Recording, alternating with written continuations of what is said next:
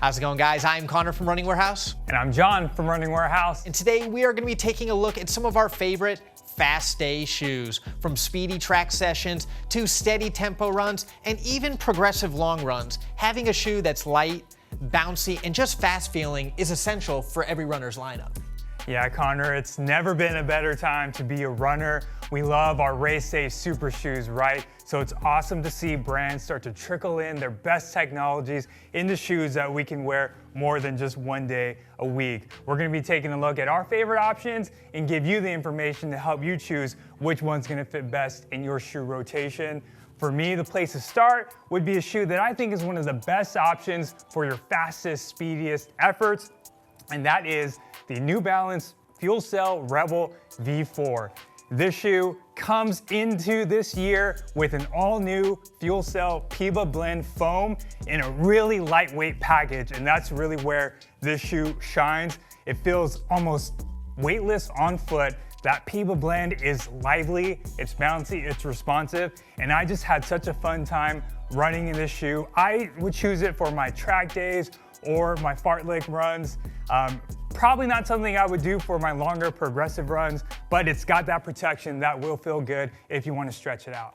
Yeah, you know, the Rebel has progressed year after year. It's always been a favorite, and I think with version 4, that new PIBA blend puts it in another category. It's even bouncier, it's even softer. This is gonna be my fast day shoe as well. I've really enjoyed it for workout day, and it doesn't have a plate, so you get a little bit more versatility. And again, at $140, there's no other shoe out there that you get that much tech at that value. And last but not least, that protection. Again, it can go the distance. I've even used it for some daily training efforts, and it feels pretty good. But moving it down maybe one notch in speediness, I'm gonna go with the Hoka Mach 6. This is a shoe that I've really enjoyed, and I think with version 6, it gets a nice upgrade with that supercritical EVA foam. It's very lightweight, very cushioned. It gets just a little bit more stacked than that last version, which in my opinion makes it an even better daily training shoe. I've used it a lot for some of my faster daily training sessions, but it also has that efficiency that I feel can be used for any workout day.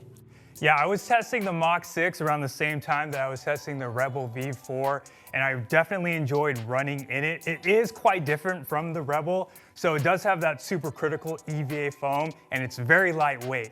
But I will say it wasn't as soft or bouncy as I thought it was going to be given its properties.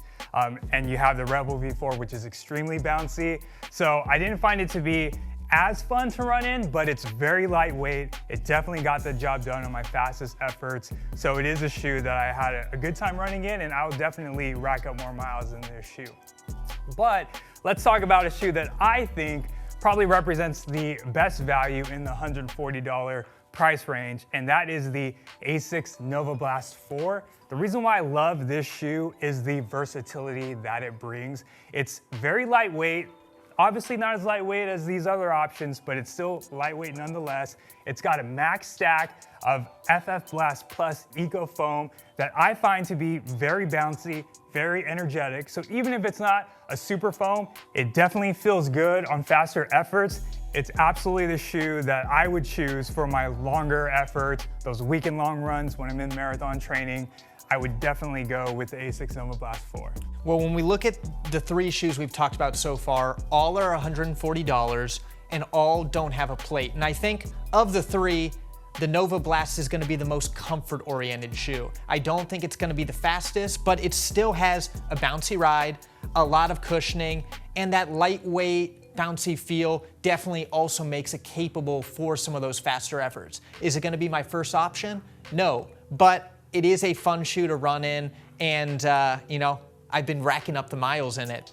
But now let's move on over to a little bit more tech and really a unique shoe. We've got the Mizuno Wave Rebellion Flash 2. Now, just looking at this shoe, what separates it is the unique geometries. It takes a lot of inspiration from that Rebellion Pro 2, and you know, this is a fun shoe. Top layer of Energy Light Plus foam, so you get that super foam on top, Energy foam on the bottom, and then wedged in the middle, you get a nylon plate. So maybe not as aggressive as what you see in its elite counterpart, but this shoe is very fast, very efficient, And you know, it's gonna be a shoe that is gonna make a statement in 2024. You know, of all the shoes on this table, the Wave Rebellion Flash 2 was the one I was looking forward to trying on the most because of that wild geometry. It's really awesome to see when brands try new things to try and give runners a different experience. I will say I've done one run in it, and I think I just found it a little too aggressive for where I'm at in my fitness right now. Still building back up from an injury from the summer, so not having any foam in the heel definitely was noticeable for me. It wasn't a sensation I loved. Even though I wouldn't call myself a heel striker, I still like to have a little bit extra protection there. So not the shoe for me, but it definitely seems like something that people who are in peak fitness, runners who really want to experience that Wave Rebellion Pro feeling on their training days, are gonna enjoy that shoe. But I think it's time to talk about the speed shoe that I think rounds out this entire category that sits atop, and that is the Saucony Endorphin Speed 4. I had the privilege to test this shoe, and I'm happy to report it is just so fantastic.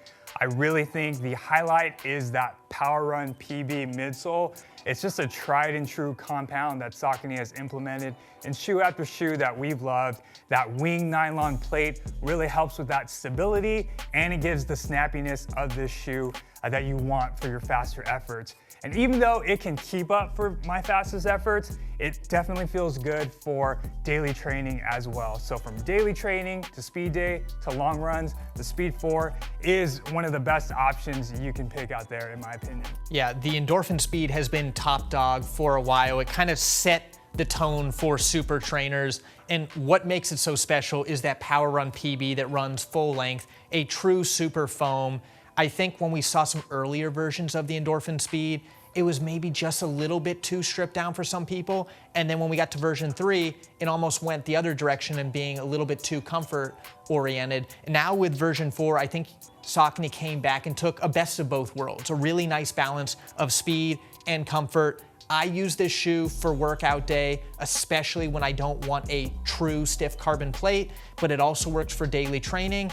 And something also to note about this shoe is because of that super foam, it can even be used for race day. We've seen people use this for the marathon, and you get very similar benefits to what you see in its racing counterpart. So those were 5 of our top favorite fast day shoes. There's so many options in 2024. You really can't go wrong with anything that's in front of us here today. But if you're looking to try out any of these shoes for yourself, you can find them here at Running Warehouse.